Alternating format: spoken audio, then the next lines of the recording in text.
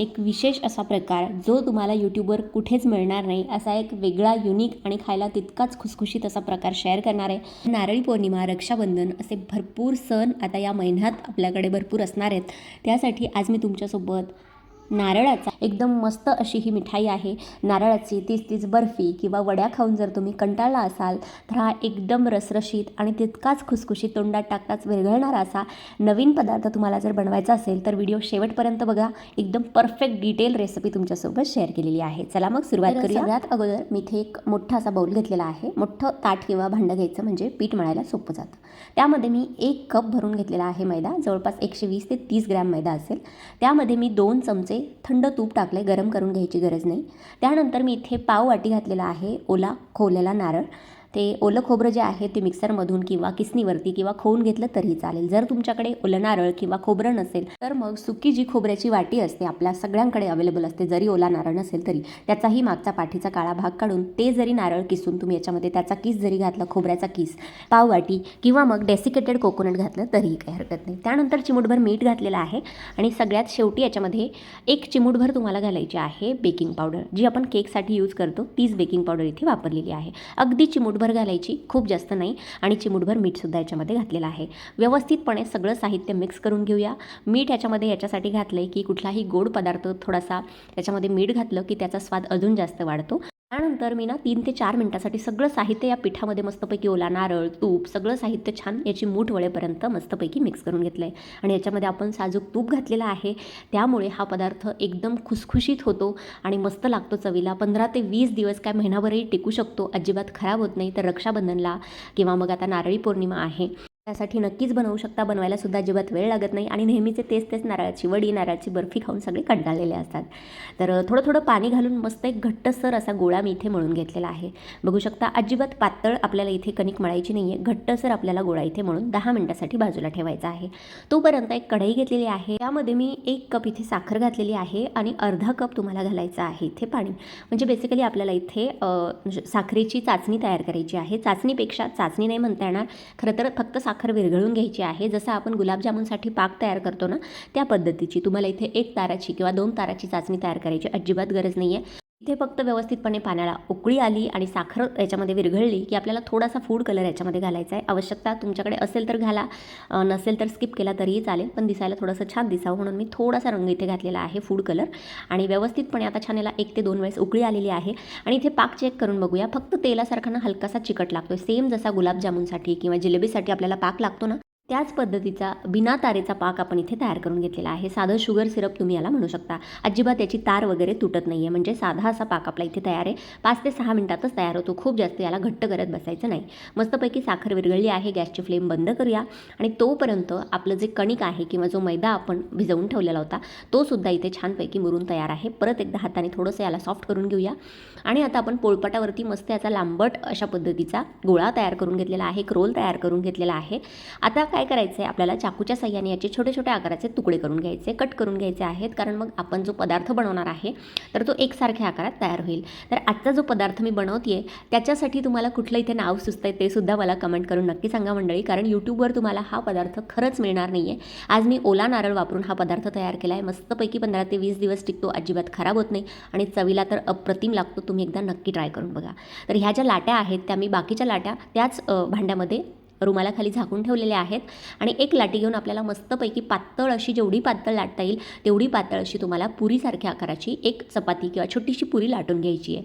तर अशा पद्धतीने खूप याला जाडसर ठेवायचं नाही, मी याची जाडीसुद्धा तुम्हाला दाखवते, कारण मग जाड केली तर आपला पदार्थ नरम पडू शकतो। आता पावसाळ्याचं वातावरण आहे त्यामुळे आपल्याला ना जितकं पातळ होईल तेवढी पातळ ही पुरी अशा पद्धतीची एवढ्या जाडीची लाटून घ्यायची आहे। त्यानंतर ही पुरी लाटून झाली की आपल्याला शंकरपाळी कापण्यासाठीचा जो चमचा मिळतो किंवा कातणी मिळते त्याने तुम्हाला अशा पद्धतीने ह्याच्यावरती मस्तपैकी कट मारून घ्यायचे आहेत। फक्त त्याच्या ज्या शेवटच्या कडा आहेत तिथे थोडीशी जागा सोडायची आहे, पूर्ण पुरी आपल्याला कट करायची नाही आहे शेवटपर्यंत, फक्त मधला भाग आपल्याला कट करून घ्यायचा आहे, बाजूच्या कडा कट करायच्या नाही। जर तुमच्याकडे अशा पद्धतीची कातणी किंवा शंकरपाळ्याचा चमचा नसेल तर चाकूनी कट केलं तरीही चालेल, पण चाकूनी थोडंसं काय होतं, पुरी आपली फाटली जाते, कारण याच्यामध्ये नारळ आपण खोवून घातलेला आहे ना, त्याच्यामुळे इथे जर हा चमचा असेल तर तोच वापरा. नाहीतर मग नारळ मिक्सरला फिरवून याच्यामध्ये घाला, म्हणजे मग मध्ये मध्ये त्याचे तुकडे किंवा छोटे छोटे कण येणार नाही. तर अशा पद्धतीने व्हिडिओमध्ये जसं दाखवलं आहे त्या पद्धतीने तुम्हाला हा सगळा रोल किंवा जी पुरी आहे ती हातावरती काढून घ्यायची आहे आणि मस्तपैकी एक गुंडाळी करत अशा पद्धतीने याला एक गोल असा शेप द्यायचा आहे आणि जे खालचं टोक असतं ते मध्यभागी आणून दाबून द्यायचं आहे. तर बघू शकता मस्तपैकी आपली ही बालुशाहीच्या आकाराची जी नवीन अशी मिठाई आहे, पदार्थ आहे, तो इथे तयार झालेला आहे. दुसरी ही पुरी मी त्याच पद्धतीने लाटून घेतली आहे. दोन्ही हातामध्ये घेऊन थोडीशी लांबवून घेतलेली आहे आणि मस्तपैकी त्याला अशा पद्धतीचा थोडासा पीळ देऊन घ्यायचा आहे. काही पदर जरी तुटले तरीसुद्धा काही प्रॉब्लेम नाही, मध्येच आपल्याला या गुंडाळीमध्ये अशा पद्धतीने ते दाबून देता येतात. फक्त खूप जास्त याला जोर देऊन दाबायचं नाही, प्रेस करायचं नाही, नाहीतर मग काय होईल, ह्याचे जे पदर आहेत ते तेलात गेल्यानंतर व्यवस्थितपणे मोकळे होणार नाही आणि आपला पदार्थ जो आहे तो खुसखुशीत होणार नाही. तर आजची ही जी रेसिपी आहे तुम्ही ओल्या नारळाची बालुशाही म्हणू शकता. मी नवीन पदार्थ ट्राय केला आहे, तुम्ही नक्की करून बघा आणि तुम्हाला याचं वेगळं काही नाव सुचतं आहे का ते सुद्धा मला कमेंट करून नक्की सांगा, कारण मला तर वेगळं नाव सुचत नाही आहे. बालुशाही एकदम परफेक्ट नाव आहे, शेपही तसाच आहे आणि चवीलाही अप्रतिम लागते, एकदम बालुशाहीसारखी खुसखुशीत मस्त आतपर्यंत रस गेलेली. आता इथे आपण ज्या बालुशाही तयार करून घेतलेल्या आहेत त्या गरम तेलामध्ये किंवा तुपामध्ये तुम्ही तळून घेऊ शकता. पण इथे तेलाचं किंवा तुपाचं टेम्परेचर खूप जास्त महत्त्वाचं आहे. तुम्हाला 12 ते 14 मिनिटांपर्यंत एकदम लो फ्लेमवरती हे जे सगळे बालुशाही किंवा ओल्या नारळाचा आपण जो पदार्थ बनवला आहे तो जो आहे मंद गॅसवरती, जितका मंद होईल तेवढ्या गॅसवरती तळून घ्यायचा आहे. कारण जर हाय फ्लेमवरती तळलं तर आतपर्यंत याच्या लेयर्स कच्च्या राहतील आणि मग आपला पदार्थ खायला तितका खुसखुशीत लागणार नाही. तर पूर्ण 14 ते 15 मिनटं होईपर्यंत मी अगदी मंद गॅसवरती तळून घेतलं आहे. बघू शकता काय अप्रतिम रंग आला आहे, मस्त सुरेख गोल्डन रंगावरती आपली ही ओल्या नारळाची बालुशाही तयार झालेली आहे. जर तुम्हाला गोड खावंसं वाटत नसेल तर अशीसुद्धा मठरीप्रमाणे किंवा याच्यावरती चाट मसाला वगैरे टाकून जरी खाल्ली तरीसुद्धा अप्रतिम लागते. बऱ्याच जणांना गोडाचा थोडासा प्रॉब्लेम असतो. त्यानंतर जी आपण चाचणी तयार करून घेतलेली होती किंवा शुगर सिरप साखरेचा पाक तयार करून घेतलेला होता, त्यामध्ये आपण ही जी बालुशाही आहे गरम असली पाहिजे आणि पाकसुद्धा हलकासा गरम असावा. कारण जर पाक गरम नसेल, थंड असेल तर तो आतपर्यंत शिरणार नाही आणि बालुशाहीसुद्धा गरम असायला हवी. तेलातून काढली की लगेचच गरम अशा पाकामध्ये आपल्याला ही 5 ते 6 मिनिटासाठी दोन्ही बाजूंनी बुडवून घ्यायची आहे. तर अशा पद्धतीने दुसरीसुद्धा बॅच मी तळून घेतलेली आहे आणि पाकामध्ये मस्तपैकी 5 ते 6 मिनिटासाठी मुरवून घेतली आहे. बघू शकता आतपर्यंत अगदी पाक मुरलेला आहे आणि एकदम खुसखुशीत आपली ही बालुशाही, ओल्या नारळाची बालुशाही आज मी तुमच्यासोबत शेअर केलेली आहे. मंडळी, अजिबात यूट्यूबवर तुम्ही सर्च करून बघा, अजिबात अशा पद्धतीची रेसिपी तुम्हाला मिळणार नाही. तर यूट्यूबवरती पहिल्यांदा ही ओल्या नारळाची बालुशाही मी शेअर केलेली आहे. रेसिपी कशी वाटली, सगळ्या सांगितलेल्या टिप्स तुम्हाला कशा वाटल्या ते सुद्धा मला कमेंट करून नक्की सांगा. आणि येत्या नारळी पौर्णिमेसाठी किंवा मग गौरी गणपतीसाठी किंवा मग तुम्हाला काहीतरी गोड खावंसं वाटत असेल, नेहमीची तीच बर्फी किंवा ओल्या नारळाच्या वड्या खाऊन कंटाळला असाल तर हा नवीन आणि युनिक असा खुसखुशीत आणि मस्त रसरशीत आतपर्यंत रस मुरलेला पदार्थ, भरपूर अशा लेअर्स आलेल्या आहेत. नक्की ट्राय करून बघा आणि मला कमेंट सेक्शनमध्ये सांगा की आजचा व्हिडिओ आणि आजची रेसिपी तुम्हाला कशी वाटली. मंडळी, आय होप व्हिडिओ तुम्हाला मनापासून आवडला असेल.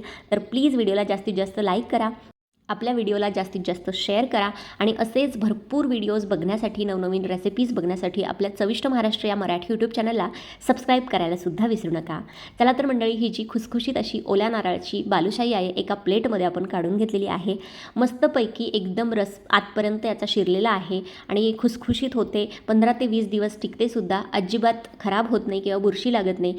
तर वरून थोडेसे पिस्त्याचे काप मी इथे लावून गार्निशिंग केलेलं आहे. त्यासोबतच माझ्याकडे थोडासा चांदीचा वर्क होता, तो सुद्धा लावून मी ही बालुशाही अशा पद्धतीने डेकोरेट केलेली आहे. तुमच्याकडे असेल तर नक्की लावा, नसेल तर साधं ड्रायफ्रूट्स वगैरे लावून याला डेकोरेशन अशा पद्धतीने केलं तरीही चालेल. तर गौरी गणपतीच्या प्रसादासाठी, नारळी पौर्णिमेसाठी एकदम परफेक्ट असा पदार्थ आहे, खुसखुशीत आणि आतपर्यंत रस मुरलेली आपली ही ओल्या नारळाची बालुशाही तयार आहे. तर रेसिपी नक्की ट्राय करा आणि तुम्ही या रेसिपीला काय नाव दिलं ते सुद्धा मला कमेंट करून नक्की सांगा. चला तर मंडळी, भेटूया अशाच एखाद्या नवीन व्हिडिओसोबत किंवा एखाद्या हटके रेसिपीसोबत. तोपर्यंत धन्यवाद. Thanks for watching. Take care. Bye bye.